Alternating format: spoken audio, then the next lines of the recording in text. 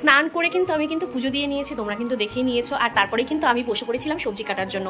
তো এই দেখো গরমের অবস্থা কাহিল, তবুও তো আজকে একটা রক্ষা, আজকে কিন্তু অতটা কিন্তু রোদুরে নেই, মানে আজকে কিন্তু মেঘলা মেঘলাকে মানে আকাশটা আছে। আর আমরা কিন্তু এরকমই একটা ওয়েদার চেয়েছিলাম আজকে পুজোর জন্য। এখনও রেডি হয়নি, সবজি মোটামুটি কেটেছি আর সবাই এসেছে, সবাই এখন কাটাকাটি করছে।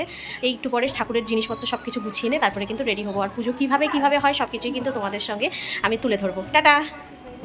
পুজোর প্রস্তুতি কিন্তু চলছে, আর এদিকে কিন্তু ঠাকুর মশাই এবং ঢাকও চলে এসেছে। আর এই দিকে দেখো মন্দির কিন্তু সুন্দরভাবে সেজে উঠেছে, চারিদিকে কিন্তু পুজোর জন্য ব্যস্ততা চলছে। আর এই দিকে দেখো ছোটরা কিন্তু আনন্দ করছে, ওদেরকে দেখে আমার ছোটবেলার কথা মনে পড়ে গেল। পুজোর সময় বাড়িতে যেহেতু ছোটদের কোনো কাজ থাকতো না, তাই আমরাও কিন্তু এভাবে বসে গল্প করতাম। এই পাশে রান্নার ঠাকুর চলে এসেছে এবং শাশুড়ি মা সবকিছু বুঝিয়ে দিচ্ছে তাকে। আমার আর নিবারণের এই কাছের দুটি মানুষকে আমি কিন্তু সুন্দরভাবে মালা পরিয়ে দিয়েছি।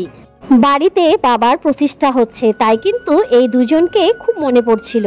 বাড়িতে মহাদেবের প্রাণ প্রতিষ্ঠা হচ্ছে, আর আজকে যদি আমার শ্বশুর মশাই এবং আমার মা বেঁচে থাকতো তাহলে বোধহয় সব থেকে বেশি এনারাই খুশি হতো। তো চলো তোমাদের সবাইকে দেখিয়ে দিই। এই দেখো এই বাবাকেই কিন্তু আমি কামাখ্যার থেকে আমার ঘরে নিয়ে এসেছি, আর সেই শুভ সময় কিন্তু চলে এসেছে। এরপরেই কিন্তু বাবার অভিষেক শুরু হবে।